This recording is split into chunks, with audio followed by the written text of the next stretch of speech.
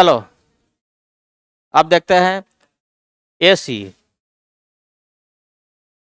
हम लोग के घर में जो पावर सप्लाई है, करंट है, वोल्टेज है, वो कौन सा है? डायरेक्ट है कि अल्टरनेटिंग है? डायरेक्ट। डायरेक्ट मतलब टोका फंसाने वाला सिस्टम नहीं है कि टोका फंसा के डायरेक्ट कर लिए। बहुत सारे घर में बात होता है। कौन सा? नहीं नहीं, अभी और टोका फंसता है अभी। क्या? तुम मेरा बात तो सुनो। नहीं नहीं, तुम मेरा पूरा बात सुनो तो। स्मार्ट मीटर लग गया है ना? स्मार्ट मीटर, स्मार्ट मीटर लगा हो चाहे वो उसके पहले वाला लगा हो, तो बस एक उसमें डायोड वोड लगा करके जो है ना, उसमें से तुम सरपास कर सकते हो रीडिंग को, और करंट यूज कर सकते हो। भले जेल जाने के लिए तैयार रही है, लेकिन लोग कर रहा है क्योंकि गलत करने में जो आनंद आता है कानून तोड़ने में, वो आनंद ईमानदारी में नहीं मिलता है। भले ही जेल जाके हम सारा पैसा भर दें, गरीब हो जाए, लेकिन एक अगर मान लो कि 10 रुपया बचा ली बिजली चोरी करके, तो खुशी होता है कि कुछ अचीव कर लिया है। और मैक्सिमम लोग ऐसे ही होते हैं कि वो जीवन भर बिजली चोरी करके मान लो 10,000 रुपया बचा लिया, 1 लाख बचा लिया, जब धराता है तो 5 लाख रुपया जा करके दिया और 2-3 महीना जेल में भी रहा है।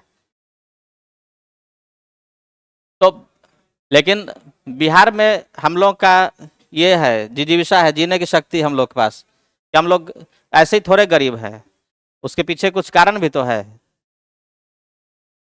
तुम सोच रहे हो आज पूरा दुनिया पॉपुलेशन कंट्रोल की बात करता है और बिहार में लड़ाई चल रहा है कि हम लोग का जाति इतना कम काहे हुआ है। जाति गणना हो रही है और उसमें लोग टेंशन में कि अरे हम लोग 1-1 करोड़ हुए हैं। बाहर कोई कोई कंट्री ऐसा जो 10 लाख में सिमट जा रहा है, जिसका जनसंख्या 75,000 80,000 है, 2 लाख है। और बिहार इतना 13 करोड़ जनसंख्या, तो यूरोप में बहुत सारे देश के पास है ही नहीं, गिना चुना है। अमेरिका अमेरिका मिलेगा, और बिहार इसमें देखो कितना आगे हो गया। उसके बावजूद देखो कि इसमें हिम्मत कि अभी भी सब जाति अब सोच रहा है कि हमको जनसंख्या बढ़ाना है, तो बिहार ऐसे नहीं आगे है। अब चलो अल्टरनेटिंग करंट, तो सबके घर में करंट सप्लाई कौन सा है? एसी है। अल्टरनेटिंग है, अल्टरनेटिंग करंट। अल्टरनेटिंग में क्या होता है? तुम लोग तो ये बचपन बहुत बार सुने हो कि अल्टरनेटिंग करंट, अल्टरनेटिंग करंट सुने हो ना। गांव देहात में भी बात होता है कि वो आदमी बहुत अल्टर है, बहुत अल्टर रास्ता पे लेके चला गया। तो अल्टर वर्ड हम लोग सुनते आ रहे हैं। कभी कभी कोई समझाता है कि उससे मत भिड़ना, बहुत अल्टर आदमी है। तो अल्टर का, अल्टरनेटिंग का मतलब क्या है? अल्टरनेटिंग का मतलब है कि हम सबसे पहले कुछ ग्राफ बनाएंगे, उस ग्राफ को देख के बताना कि क्या ये अल्टरनेटिंग है। इस एक्सिस पर रहेगा टाइम, और इस पे मान लो कि है करंट, वोल्टेज, ऐसा कुछ है।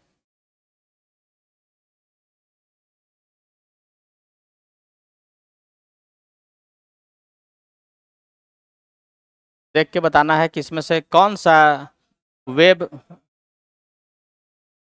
पहले सवाल तो सुनो। कौन सा वेब फॉर्म, वेब फॉर्म बोल रहे हैं सबको, ये करंट भी हो सकता है, वोल्टेज भी हो सकता है, पावर का भी ग्राफ हो सकता है। तो कौन सा web form alternating web form को रिप्रेजेंट कर सकता है?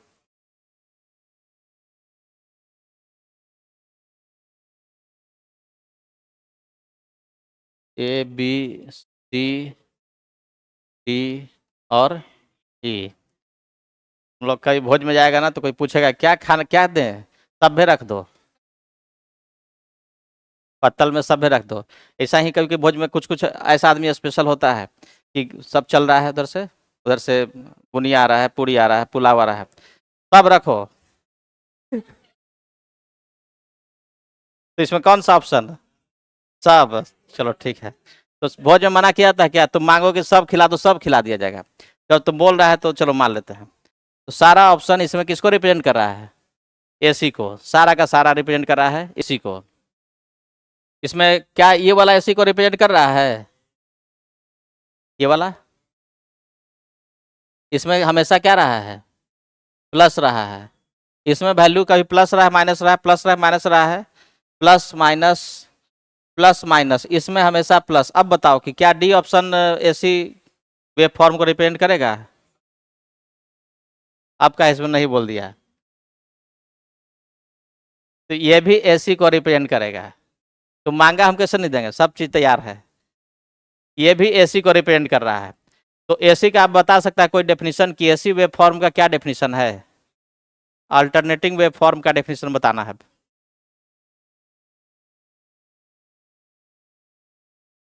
बोलो जी कोई।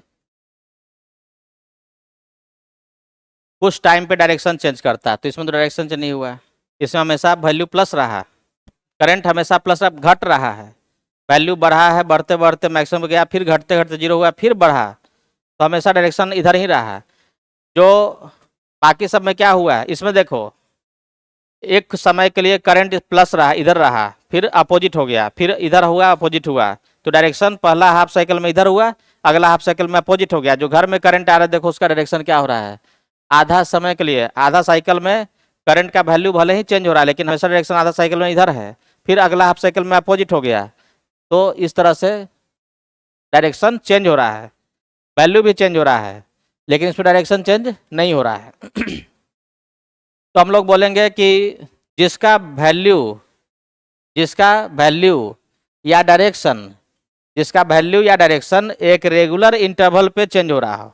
देख सकते हैं कि एक टाइम का गैप सब में क्या हो रहा है, एक साइकिल के बाद जो समय लग रहा है वो सेम हो रहा है, एक ही साइकिल बार बार रिपीट हो रहा है। देख सकते हैं कि एक साइकिल यहाँ से यहाँ तक हो गया, यही फिर अगला साइकिल यहाँ से हो गया, एक साइकिल बार बार रिपीट हो रहा है। तो जो अपना वैल्यू या डायरेक्शन या दोनों, या तो वैल्यू या डायरेक्शन या दोनों चीज एक रेगुलर इंटरवल ऑफ टाइम पे रिपीट करेगा, उसको बोलेंगे अल्टरनेटिंग वेव फॉर्म। इसको नोट कर लिए? नोट करते जाओ, तो खाली देखना थोड़े है, खाना भी तो है। हो गया examples of alternating wave forms. Alternative wave forms ऐसा वेव फॉर्म जिसका वैल्यू या डायरेक्शन एक रेगुलर इंटरवल ऑफ टाइम पे रिपीट होता हो।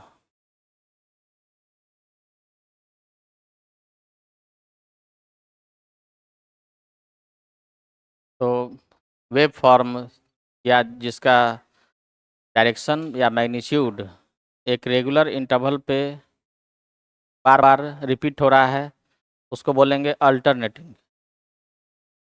है ना। तो हम लोग एसी सर्किट को सॉल्व करेंगे, उसके बारे में बहुत सी बात करेंगे, कुछ कॉन्सेप्ट समझेंगे। तो पहले मैथ्स का एक दो कॉन्सेप्ट समझ लेते हैं। जैसे मैथ्स में सबको सीखे होगे एवरेज वैल्यू निकालना। एवरेज वैल्यू कैसे निकालते हैं? एवरेज वैल्यू, तो अगर मान लो कि कुछ नंबर दे देते हैं, तो उसका एवरेज वैल्यू कैसे निकालेंगे? जैसे मान लो कि एक नंबर है -8, -6, -4, +4, +6, +8, तो इसका एवरेज वैल्यू क्या होगा? एवरेज वैल्यू 0 होगा। अगर सबका एवरेज निकाला जाए तो एवरेज हो जाएगा, average value of the numbers हो जाएगा सबका सम, -8 plus -6 plus -4 plus 4 plus 6 plus 8 by total कितना नंबर है? 6 नंबर है, तो 6 से डिवाइड करें, ऐसे तो आंसर आना है 0।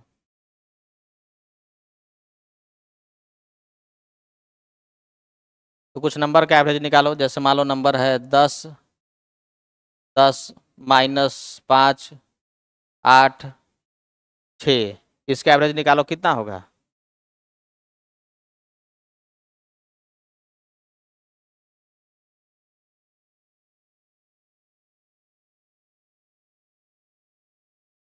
सबको जोड़ देंगे और कितना से डिवाइड करेंगे? 4 से। एवरेज वैल्यू हो गया 10 प्लस -5 +8 +6 बाई 4, तो 13 × 6 = 19/4। ये एवरेज वैल्यू निकालने में कोई दिक्कत नहीं ना है। अब सबके घर में जो करंट आता है, देखो कॉमन जो सबसे इम्पोर्टेंट एसी करंट है, अल्टरनेटिंग वेव फॉर्म है, वो इस तरह का है। सबसे इम्पोर्टेंट जो है, हम लोग के घर में जो करंट आता है वो इस तरह का करंट आता है, ऐसा वोल्टेज या करंट आता है।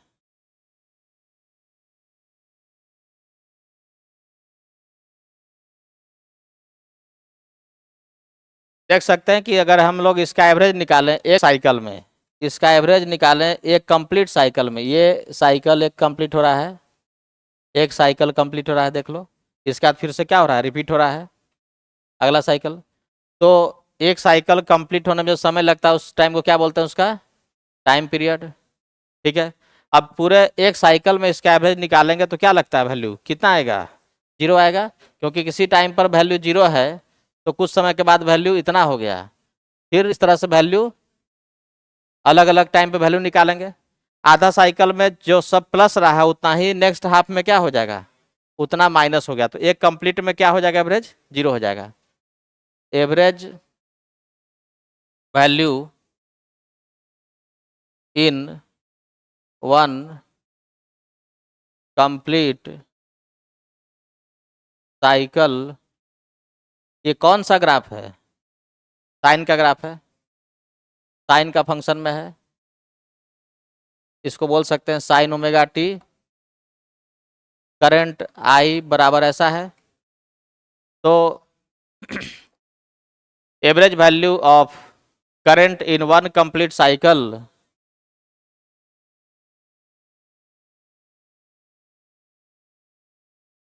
वन कंप्लीट साइकिल ऑफ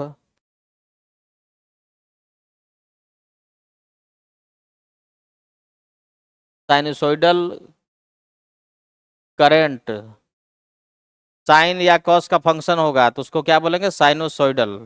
तो साइन का करंट अगर है, साइन वेव है, घर में कौन सा वेव आता है, साइन वेव आता है, तो उसका एवरेज वैल्यू क्या होगा, 0।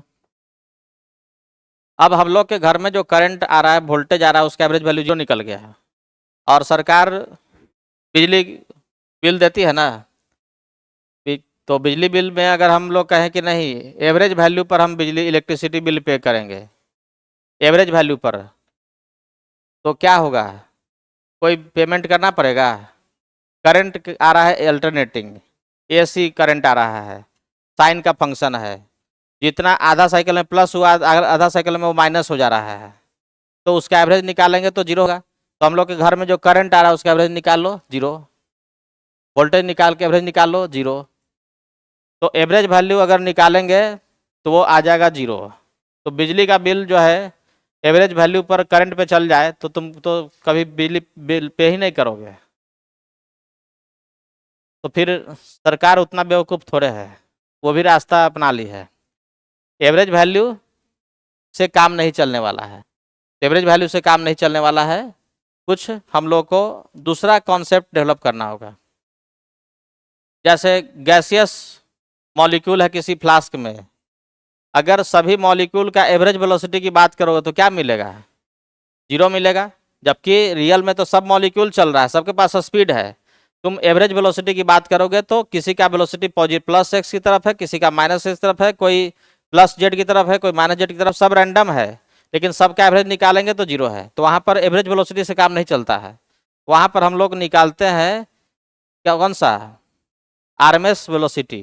केमिस्ट्री में पढ़े होगे VRMS, तो आरएमएस वेलोसिटी इसी कॉन्सेप्ट को ध्यान में रख के लाया गया। तो उसी तरह से हम लोग अल्टरनेटिंग करंट के लिए दो तरह से दो तरह से वैल्यू के बारे में बात करेंगे। एक हो गया एवरेज और दूसरा हो गया आरएमएस। तो हम लोग यहाँ पे दो कॉन्सेप्ट सीखेंगे, एक एवरेज कैसे निकालें और दूसरा आरएमएस वैल्यू कैसे निकालें। तो पहले तो एवरेज कैसे निकालें, किसी नंबर का एवरेज निकालना है तो सब नंबर को जोड़ दो और टोटल कितना नंबर उससे भाग दो। अब मान लो कोई फंक्शन है, जैसे यहाँ पर साइन का फंक्शन है, कोई मान लो कि ऐसा है, करंट बराबर ऐसा है, आई बराबर साइन ओमेगा टी, ये साइन का फंक्शन हो गया। आई बराबर आ जाए e के पावर 2t, ये कुछ और फंक्शन हो गया। तो किसी भी तरह का फंक्शन है उसका एवरेज वैल्यू कैसे निकालेंगे? साइन का तो ग्राफ से देख के आसानी से बता दिए कि साइन का एवरेज वैल्यू क्या होता है, 0 होता है, क्योंकि हाफ साइकिल में जितना प्लस है उतना माइनस होगा। ये हम लोग कैलकुलेट भी करेंगे। तो कैलकुलेट करेंगे तो कैसे कैलकुलेट करेंगे?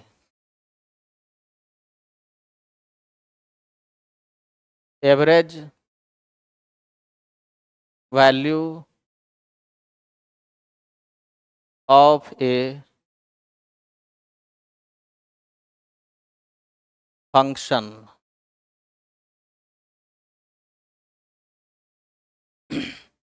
Average value of a function.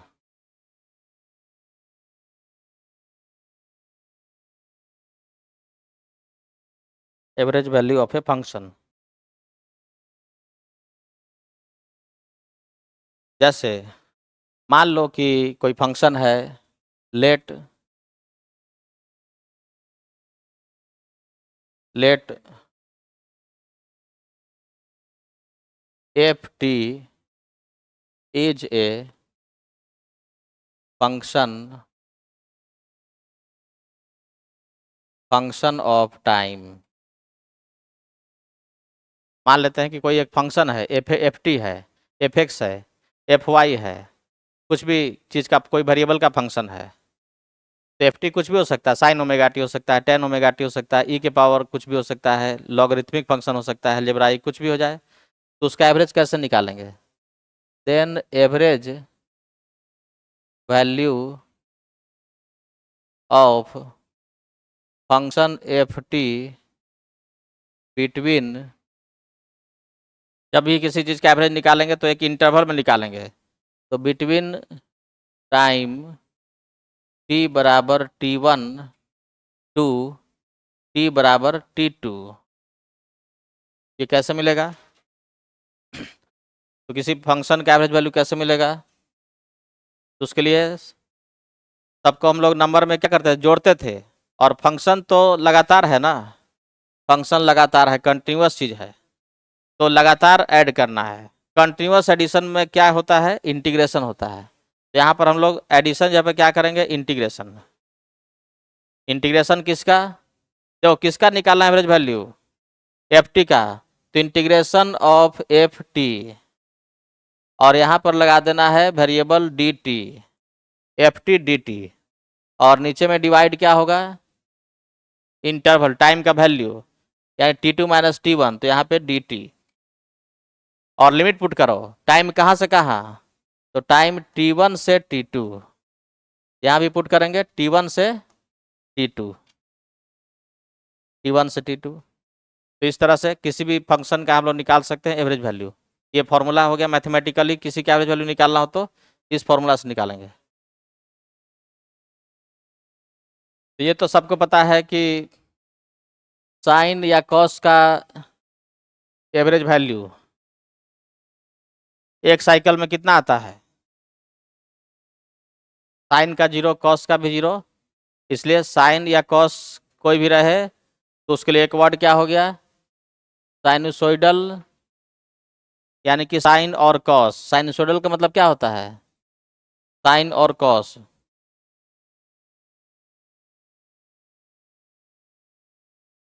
Sign और कॉस का फंक्शन हो गया साइनसोइडल फंक्शन।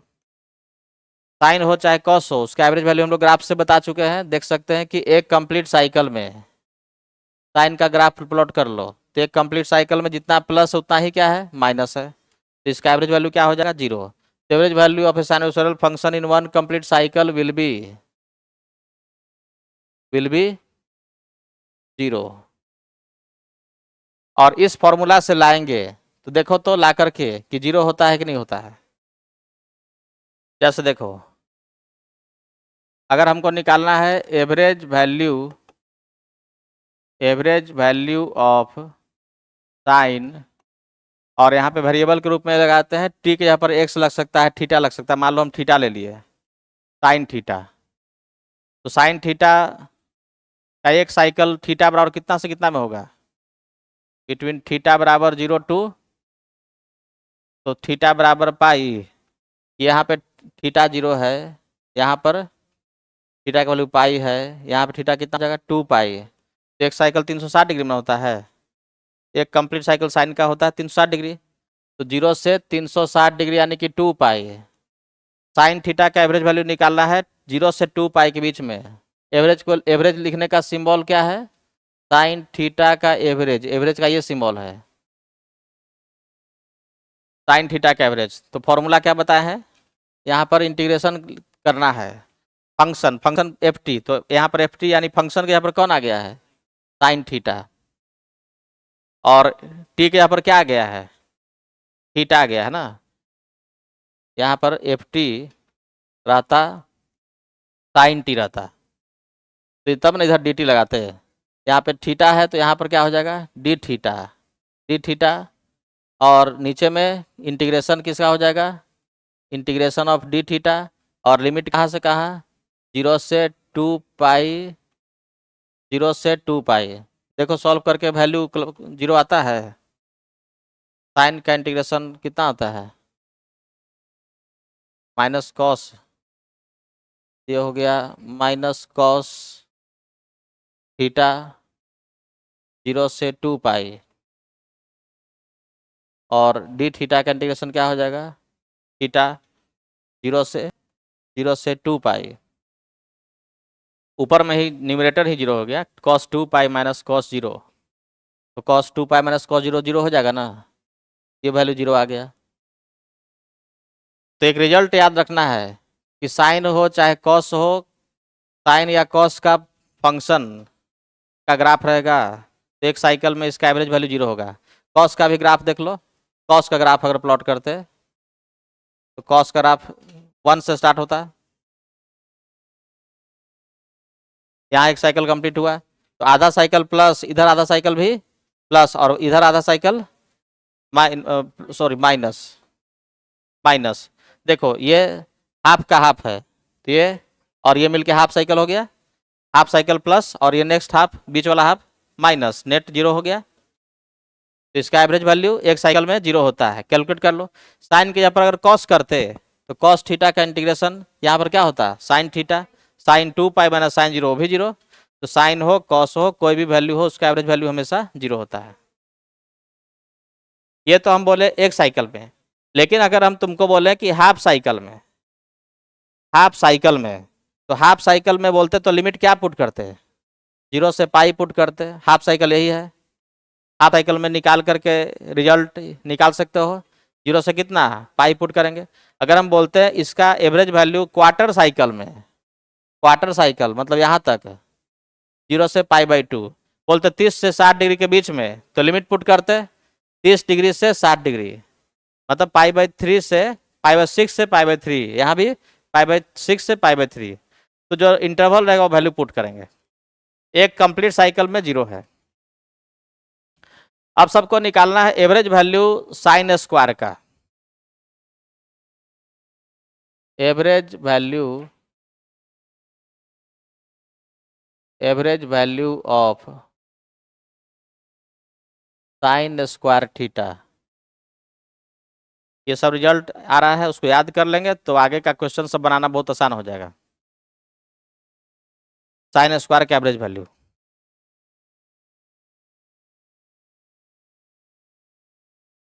कैलकुलेट करो तो सबको। यहाँ पर हो जाएगा साइन स्क्वायर, साइन स्क्वायर तो यहाँ भी क्या हो जाएगा? Sine square. और लिमिट साइन स्क्वायर का एक साइकिल कितना में होता है? देखो ये है ग्राफ साइन का, साइन का ग्राफ है। साइन स्क्वायर ग्राफ कैसा हो जाएगा? जो माइनस वो भी प्लस हो जाएगा। तो इसका एक साइकिल तो 180 डिग्री में कंप्लीट हो गया, इसका 360 में होता था, इसका आधा में ही कंप्लीट हो जाएगा। तो लिमिट यहाँ पर 2 पाई पुट करने से भी आ जाएगा रिजल्ट, कोई दिक्कत नहीं है। यहाँ पाई पुट करेंगे तो उससे भी काम चल जाएगा। 0 से पाई करते हैं। अब आगे का कैलकुलेशन करो तो साइन स्क्वायर का सबको इंटीग्रेशन करना है। साइन स्क्वायर का इंटीग्रेशन क्या होता है? साइन स्क्वायर का क्या कॉस स्क्वायर कर देंगे सीधे? नहीं ना। हाँ, तो वैसे नहीं करना है। साइन स्क्वायर को पहले बदल दो कॉस में, तो 1 माइनस कॉस 2 थीटा बराबर होता है 2 साइन स्क्वायर थीटा। तो साइन स्क्वायर कितना हो जाएगा? साइन स्क्वायर हो जाएगा 1 माइनस कॉस 2 थीटा बाई 2 हो जाएगा ना। साइन स्क्वायर बराबर करेंगे इतना साइन स्क्वायर, और यहाँ पर क्या लग गया? डी थीटा, इसका इंटीग्रेशन 0 से पाई, और नीचे में डी थीटा का इंटीग्रेशन क्या हो जाएगा? थीटा 0 से पाई। अब आगे इसका इंटीग्रेशन करना है।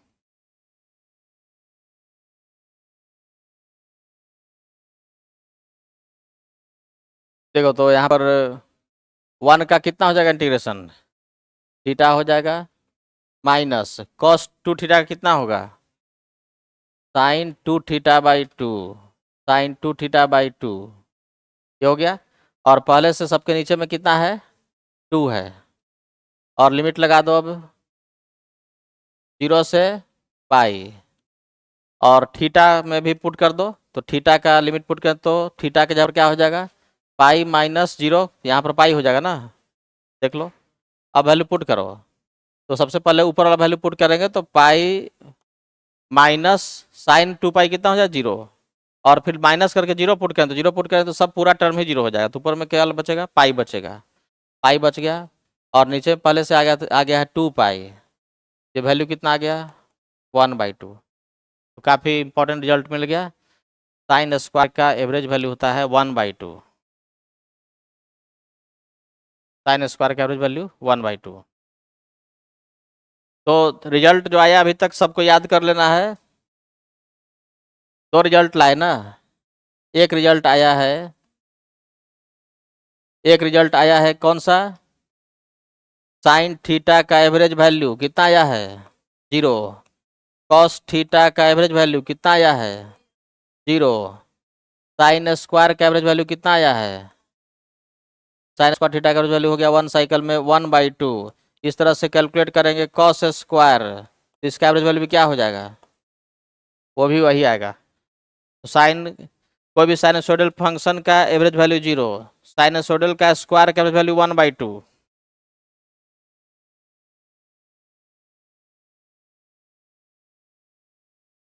नेक्स्ट है वैल्यू निकालना कौन सा? RMS value.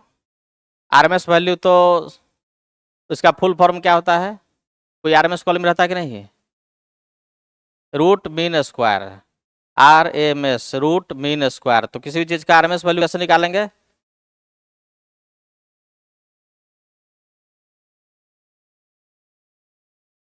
चलो तो इसको देखेंगे कैसे आरएमएस वैल्यू निकालते हैं। तो अब इसके बाद हम लोग एसी सर्किट में सीखना है हम लोगों को सीरीज आरएलसी सर्किट, जो सिलेबस में है। चलो फिर मिलते हैं नेक्स्ट क्लास में।